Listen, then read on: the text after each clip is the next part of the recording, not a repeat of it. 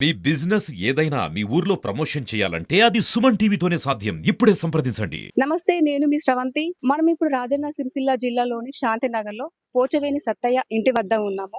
వాళ్ళ కుమారుడైన పోచవేని ప్రశాంత్ గత కొంతకాలంగా ఆరోగ్యపరంగా కొన్ని ఇబ్బందులు ఎదుర్కొంటున్నాడు. ప్రస్తుతం ఇప్పుడు మనతో వాళ్ళ అమ్మగారు ఉన్నారు. మరిన్ని వివరాలు వారి మాటల్లోనే అడిగి తెలుసుకుందాం. అమ్మ, బాగున్నారా? గట్టినే ఉన్నాం. కాలేము. మొన్న మా ఆయనకు యాక్సిడెంట్ అయింది. యాక్సిడెంట్ అయిందని మా సోపతోళ్ళు వాళ్ళు మన సోపతోళ్ళు వచ్చి తీసుకుపోయారు మా బావ కొడుకులు ఇట్లా. అడిగి పోయే వరకు లావట్టే వరకు ఇంట్లోకి మొత్తం ఇరిగింది. ఈ చెయ్యి ఇరిగింది. వాళ్ళు ఫోన్ చేస్తే సర్కారు దవాఖానలో పోయే వరకు సీరియస్ ఉన్నారని చెప్పారు. కరీంనగర్ దాకా పోయినాం. కరీంనగర్ దాకా పోయే వరకు సగం దూరం పోయే వరకు చనిపోయాడు. ఈ ఇల్లు లేదు, నన్ను వేసుకుందాము అని అనుకున్నాము. ఇది కిరాయి ఇల్లేనా? కిరాయి ఇల్లు. కిరాయి వాళ్ళు వేసుకొని ఇయ్యరు కావచ్చు అని అనుకుని వేరే దగ్గర వేసుకుందాం అంటే వాళ్ళ ఇంటోళ్ళతోటి మా సోపతోళ్ళు మా వాళ్ళందరూ అంటే ఇక్కడ వేసుకుని ఇవ్వాలి మిమ్మల్ని. ఫస్ట్ వద్దన్నారు. వద్దన్నాక సరే మరి ఎక్కడన్నా వేసుకుందాం అని వరకు ఇలా వాడకట్టోళ్ళు అందరు మా సోపతోళ్ళు అంతా మాట్లాడి వేసుకోవాలి, చెయ్యాలి, గట్ల పిల్లగాని లావట రాదు చేయరాదు అంటే సరే తీ అమ్మ వేసుకోరు అని ఇప్పుడు చెప్పారు. తీసుకొచ్చి ఈడ ఇప్పుడు ఇక్కడ వేసుకున్నారు. ఇక్కడ వేసుకున్నాం. ఇక్కడ ఎన్ని రోజులు ఆయన చనిపోయి ఎన్ని రోజులు అవుతుంది? 35 రోజులు అవుతుంది. ఎలక్షన్ల నాడే చచ్చిపోయిండు. ఎలక్షన్ లో నానే చచ్చిపోయిండు. తీసుకొచ్చి ఇక్కడ వేసుకున్నాము. ఎట్లా జరిగింది యాక్సిడెంట్? ఎట్లా జరిగింది? ఆయన అటు ఏమో పనికని పోతుండు. అది బండి గుద్దిపోయింది సుతం మాకు తెలియదు. మా సోపతోళ్ళు ఇట్లా మీ పెదబాబు అడ్డం పడ్డంటే మా పెదబాబు గట్టి ఎందుకు పోతాడని వాళ్ళు అన్నారు. అంటే పొద్దున అయిందా లేకపోతే రాత్రి 8:30కు నైట్ 7:30కు అట్లా పోతే గట్టి ఎందుకు పోతాడు మా బాబు అని వీళ్ళు అనుకున్నాం. కాదు మీ బాబాయ్ ఫోటో పెడతాం చూడరానగానే ఫోటో పెట్టంగానే మా బాబా కొడుకులు వేయరు. పోగానే ఆయన చూసి మా అంబులెన్స్ ఫోన్ చేసి అంబులెన్స్ లావాడుతున్న వరకు ఇంట్లోకి మొత్తం ఇరిగింది. అంటే అప్పటికి ప్రాణాలతో ఉన్నాడా? కొంచెం ఉన్నాడు. అయితే ఇట్లా లావట్టి ఇట్లా వేసే వరకు ఇంట్లోకి మొత్తం ఇరిగిందట. ఒక తోలే అతుక్కుందట. చెయ్యి ఇడికి ఇరిగిందట. చెయ్యి ఇరిగింది, కాలు ఇరిగింది, పండ్లు ఉసిపోయినాయి, చెవులకి ఇట్లా రక్తం వెళ్తుంది. వాళ్ళు తీసుకుపోయారు. మాకు ఫోన్ చేసారు ఇట్లా దవాఖానలో తీసుకుపోతున్నాము అని అనగానే మేము పోయినాం. పోయే వరకు సీరియస్ ఉందమ్మా కరీంనగర్ తీసుకుపోరు అనగానే పైసలు లేవు. ఇక మా ఫోన్ చేస్తే వాళ్ళ దోస్తులు పైసలు పట్టుకొని కరీంనగర్ వస్తామనే వరకు కరీంనగర్ తీసుకొని పోతున్నాం. పోంగ సగం దూరం పోయే వరకు అది ఎప్పుడు పోయింది. ఇక మేము ఏడ్చుకుంటూనే ఉన్నాం ఎప్పుడు పోయిందో గానీ. ఆయనతో గవర్నమెంట్ హాస్పిటల్ నుంచి డైరెక్ట్ కరీంనగర్ తీసుకెళ్ళి కరీంనగర్ దవాఖానలో పోయే వరకు డాక్టర్ అని బయటకు రమ్మన్నారు. బయటకు రమ్మని చూడమని అంటే చూసే వరకు పోయిండు. ఇంటికి దవాఖానలో తీసుకుపోరు అని అన్నారు. ఏ దవాఖానలో తీసుకొచ్చి ఇక్కడ పోస్ట్ మార్టం ఇక్కడికే వచ్చినాం. ఇక్కడికి వచ్చినాక తెల్లారి పోస్ట్ మార్టం చేసి ఇక పైసలు లేవు, ఏం లేవు. వీళ్ళు సాయం అయితే దాన కర్మం అయింది. దినాల దాకా వాళ్ళ ఖర్చులు అవి ఇవి అయింది. మీరు ఇప్పుడు ఇక్కడ ఎన్ని సంవత్సరాల నుంచి ఉంటారు? ఇక్కడనే ఈ ఊరే గాని కొడుకు బాగాలేక అప్పుడు జాగుండే, చిన్న రూమ్ ఉండే. ఇక్కడ ఉంది. అయితే అది అప్పుడు అప్పులు అయ్యి అమ్ముకొని అప్పులు కట్టినాం. ఈ అప్పులతోటి బతకలేము, ఈ పని చేసుకొని బతకదామని ఉన్న జాగా మీ భర్త ఉన్నాడు కదా, ఏం పని చేసేటోడు? కూలి పని. ఆయన చేస్తేనే మీరు బతకాలి. ఆయన చేస్తేనే మేము బతుకుదాం. మీరు ఇప్పుడు మీరేం చేస్తారు? బిడీలు చేస్తాం. ఎంతమంది పిల్లలు? ఇద్దరు, కొడుకు ఒక బిడ్డ. కొడుకు ఇట్లా పడిపోయిండు. బిడ్డ చదువుకుంటుంది. కరీంనగర్ తీసుకపోతే ఏం కాదని ఆయన కొన్ని రోజులు మందులు ఇచ్చినా గానీ మళ్ళీ అట్లనే సెప్టిక్ బాగా దొడ్డు అయింది. ఎట్లా సెప్టిక్ అయింది? కట్టించే వరకు అన్నది చెట్ల అట్లనే అయిందని మళ్ళీ గ్యాస్ లింగపురం తీసుకుపోయినాం. గ్యాస్ లింగపురం కూడా మంచిగా అవుతుంది, ఇదంతా పోతుందని. అంటే దెబ్బ అనేది బాగా తాకిందా? ఎట్లా తాకింది? దేని వల్ల అసలు ఎట్లా పడ్డాడు అనేది? బస్సు దిగబోయి అడ్డం పడ్డాడు. అడ్డం పడితే అందులో కట్టుగా 2-3 రోజులకు ఇట్లా పెయిన్ వచ్చింది. పెయిన్ వస్తే మేము సూదిప్పియక సర్కా అది కట్టుకట్టే కాడికి పోయినాం. కట్టుకట్ట ఇరిగింది అనుకున్నారు కదా, ఇరిగింది అనుకోని చెప్పేసి మీరు కట్టుకట్టించినాం. కట్టుకట్టించే వరకు అందులోకే సెప్టిక్ అయింది. సెప్టిక్ అయ్యే వరకు ఈ దవాఖానలో అటు ఇటు తిరిగి గ్యాస్ లింగపురం కాడ పోయినాం. పోతే ఏం కాదమ్మా మంచిగా అవుతాడు, ఏం కాదని 3 నెలలు ఆడనే ఉన్నాం. వారం కట్టించిన కొద్దీ అందులోకి సీము రక్తం వస్తుంది. ఇక అదే చెట్ల మందు వాడి ఆయనతో సప్లైకి వచ్చినాక ఇక కొన్ని రోజులు ఉంటుండే అట్లనే అని అట్లనే ఊకున్నాం. ఎట్లా కట్టపాడుదాం చేసుకుందామని ఆ వరకు కాళ్ళు పడిపోయినాయి, నరాలు పని చేయే వరకు ఇట్లా అయిందని అంత అనుకునే వరకు కరీంనగర్ తీసుకుపోదాం అన్న వరకు కరీంనగర్ తీసుకుపోయే వరకు మొత్తం పరిచయ లేదు, పడిపోయిండు. ఇక డాక్టర్ అన్నాడు చాలా కష్టం అమ్మ, ఈయన లేసుడు నడవలేడు చేయలేడు అని అంటే ఇక కాళ్ళ మీద మా యారాలు ఇట్లా అందరం కాళ్ళ మీద పడ్డాం.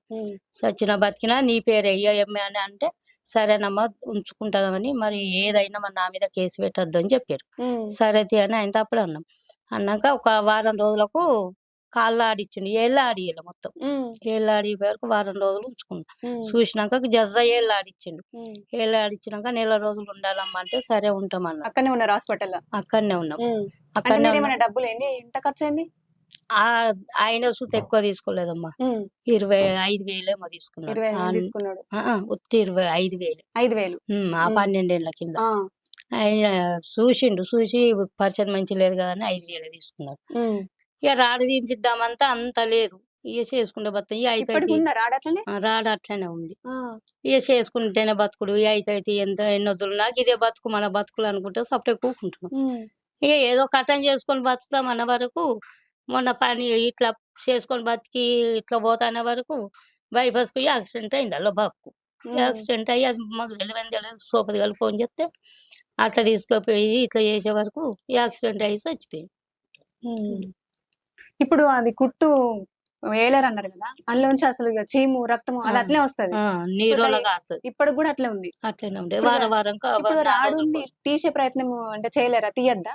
ఇక మేము తీసుకోపోలే, ఏడికేదే వాళ్ళ పైసలు అని అట్లనే సపరేట్. ఇప్పుడు పైసలు లేక మీరు రాడు తీసేయించలేదు? మరి అది అట్లా ఉంటే ఇన్ఫెక్షన్ అవుతుంది కదా. ఇక మందులు వాడుతున్నాం. అమ్మ ఇప్పుడు ఈయనకి ఎన్ని పైసలు ఖర్చు అయితే రాడు తీసేయిస్తే? 5-6 లక్షలు అయితే అని అంటారు. 5-6 లక్షలు అయితే అంటే ఎడికే తీసుకొస్తా అని తీసుకొస్తా. ఇప్పటి వరకు ఎన్ని 10 లక్షల దాకా అయింది. 10 లక్షలు 10 లక్షలు ఎడికెళ్ళి తీసుకొచ్చారు? 10 లక్షలు అప్పు తీసుకొని చేసినాము. కొంచెం జాగుంటే అమ్ముకొని అప్పులు కట్టినాం. అప్పులు కట్టినాం కానీ ఇప్పుడు చేసేంత లేదు. ఇప్పుడు వాళ్ళ బాబు చచ్చిపోయిండు, ఇప్పుడు అప్పు తెచ్చి చేయించేంత లేదు. రాడు తీపిస్తే 5-6 లక్షలు అయితే అని అన్నారు. 5-6 లక్షలు ఎడికే తేవాలి, ఆ పిల్లగాన్ని చదువుకోవన్నాయి, ఆ పిల్లని చదివి అన్నాయి. పిల్లలు అగ్గానికి ఉంది, ఏమన్నా జాబ్ వస్తే పిల్లతో అన్న బతామని అనుకుంటున్నాము. ఎవరన్నా సాయం అయితే దేవుని దయ, ఎవరైనా సాయం అయితే పిల్లగాన్ని రాడు తీపిచ్చి పిల్లగాన్ని అట్లనన్నా బతికించుకుంటా అని అనుకుంటున్నా. ఇప్పుడు 4-5 lakhs ఎవరన్నా దయచేసి వాళ్ళకు ఇస్తే ఆ రాడు తీపిచ్చేసి వాడు వీల్ చైర్ లో కూర్చుంటే కూడా మాత్రం కూడా బైక్ పైన వెళ్ళడానికి ఛాన్సెస్ ఉంటది. మొన్న వాళ్ళ డాడీ ఎక్స్పైర్ అయిపోయిండు, బైపాస్ దగ్గర నర్సింగ్ దగ్గర వాళ్ళ డాడీ ఎక్స్పైర్ అయ్యిండు. యాక్సిడెంట్ అయ్యి అతను చనిపోతే కూడా పాపం అతను ఉంటనన్నా కొంచెం వాళ్ళ డాడీ ఉన్నప్పుడు మొత్తం వాళ్ళ డాడీ చూసుకున్నాడు. అంటే అప్పటికి మేము ఎవరైనా జాబ్ చేయట్లేదు, స్టడీ కాబట్టి వచ్చి చూసే వాళ్ళము. వాళ్ళు ఏమైనా ఇస్తే మేమే డబ్బులు మా ఓన్ పెట్టుకోలేదు ఎవరము. వాళ్ళు ఏమైనా చెప్తే చేయడం అలాంటివి ఉండే కానీ మనం వాళ్ళ డాడీ చనిపోయినప్పుడు మేము వెళ్ళిపోయినాం అక్కడికి. వెళ్ళి చూసిన తర్వాత మాకే ఘోరంగా అనిపించింది, ఇంట్లో సిచ్యువేషన్ ఇట్లా ఉంది. మేమే ఫ్రెండ్స్ మనిషికి ఒక 2,000-3,000 వేసుకొని కలెక్షన్ చేసేసి ఒక 15,000 అమౌంట్ అయినాయి. గల్లీలో కూడా ఇంకా చాలా మంది వీళ్ళ అన్న ఫ్రెండ్స్ వాళ్ళు వీళ్ళు ఇచ్చిరు. ఒక వీళ్ళ పెద్దమ్మ వాళ్ళ కొడుకు, వీళ్ళ నాన్న వాళ్ళ అన్న ఉంటాడు కదా, అన్న కొడుకు డబ్బులు ఇచ్చిరు. ఇక డబ్బులు తీసేసుకొని అన్ని వెళ్ళిపోయినాయి. దినకర్మగానే అవన్నీ జరిపించినాం. తర్వాత ఇప్పుడు ఒక 60,000 అయిపోయినాయి అప్పటికి, అప్పటి పొజిషన్ కి. ఇప్పుడు ఇంట్లో కూడా డబ్బులు లేవు అసలు. సామాన్యంగా తీసుకొచ్చాను, మా ఉన్న డబ్బులతోనే మనం తీసుకొచ్చి ఇచ్చినాము. ప్రజెంట్ ఇప్పుడు ఇంట్లో సిచ్యువేషన్ ఘోరంగా ఉంది. మనకి వచ్చే పింఛన్, అమ్మకి వచ్చే పింఛన్ తోనే బతుకుతారు వాళ్ళు. మనం ఇప్పుడు ప్రశాంత్ తో మాట్లాడే ప్రయత్నం చేద్దాము. ప్రశాంత్ చెప్పు, ఎలా ఉన్నావు? బాగున్నావా? తిన్నావా? తిన్నాను. ఎట్లా అనిపిస్తుంది?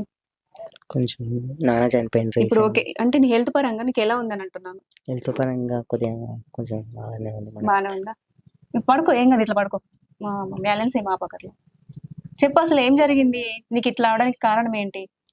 యాక్చువల్లీ నేను 2006లో సమ్మర్ హాలిడేస్కు ఊరికి వెళ్ళి వస్తుండగా బస్సు రన్నింగ్లో ఉంది. వెనక నుంచి తోస్తుండగా కింద పడిపోయాను. సో అప్పుడు నాకు కింద చేతికి దెబ్బ తగిలింది. చేతికి తాకింది. ఫస్ట్ ఆఫ్ ఆల్ చేతికి తాకితే అప్పుడు పెయిన్ రాలేదు. ఒక 2 months తర్వాత పెయిన్ స్టార్ట్ అయింది. సో చిన్న పెయిన్ అని చెప్పేసి ఊకుండేసరికి ఇంకా రాను ఎక్కువ అయిపోయింది. ఎక్కువ అయిపోయేసరికి ఒక నాటు వైద్యం లెక్క ఒక కట్లు కట్టిపించేటట్టు చెట్ల మందు వాడాము. ఒక 2-3 మంత్స్, ఒక సంవత్సరం దాకా వాడాము. అది సో, చిన్న దెబ్బనే కదా అని చిన్న దెబ్బ చెప్పేసి అని చెప్పేసి చెట్ల మందును వాడాము. సో, అది రాను రాను ఇన్ఫెక్షన్ బాగా అయిపోయింది. అది అటు ఇటు నుంచి అది నీకు పడలేదు చెట్ల మందు. పడక ఇన్ఫెక్షన్ అయ్యి వీపు పాకింది. సో, కరీంనగర్ తీసుకెళ్తే కరీంనగర్ హాస్పిటల్‌లో సర్జరీ చేసి ఒక 3 మంత్స్ రెస్ట్ ఏ తీసుకొని హాస్పిటల్‌కి వెళ్లారు? అంటే ఇప్పుడు మీ భాను అమ్మ చెప్పింది కానీ మీ అమ్మకు భాను నర్సింగ్ హోమ్ అని కరీంనగర్ హాస్పిటల్‌కి వెళ్ళాము. సో, ఆ సారు ఆపరేషన్ చేసి వెనక కూడా చీము రక్తం మొత్తం ఉంటే అది అంటే తీసేసి ఇప్పుడు ఇక్కడ చిన్న దెబ్బ తాకితే అక్కడి వరకు ఎట్లా అంటే ఇన్ఫెక్షన్ అయ్యి అక్కడి వరకు వచ్చింది. ఫస్ట్ ఇన్ఫెక్షన్ ఇక్కడ నుంచి ఇక్కడ కన్ను దాకా కన్నుకు కూడా వచ్చింది. కన్నుకొచ్చింది. ఆ! ఇటు నుంచి ఫస్ట్ కన్ను మంచిగానే ఉండే. ఇప్పుడు ఇక్కడ ఈ కన్ను వల్ల ఇప్పుడు ఇది ఇట్లా అయింది. ఆ! సో, దీని నుంచి ఇన్ఫెక్షన్ బ్యాక్ సైడ్ వచ్చింది. బ్యాక్ పోయింది. సో, ఇన్ఫెక్షన్ తీసేసిండు. ఆపరేషన్ సర్జరీ చేసి తీసేసాడు డాక్టర్.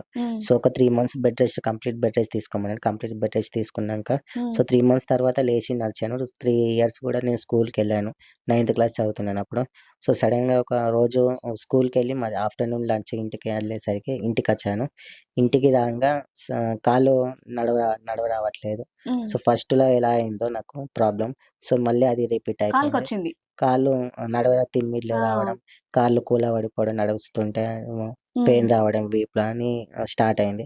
సో, మళ్ళీ అదే హాస్పిటల్‌కెళ్ళాము. అదే హాస్పిటల్‌కెళ్తే అక్కడ డాక్టర్ చెప్పాడు బ్యాక్ సైడ్ వెన్నుపూసకి ఏం సపోర్ట్ లేదు. సో, దానికి రాడెయ్యాలి. సో, మా హాస్పిటల్‌లో ఇప్పుడు అలా అంత అలా నాకొక లేదు. డౌటు. ఇప్పుడు నీకు చేతికి దెబ్బ తాకింది. ఇన్ఫెక్షన్ అయింది.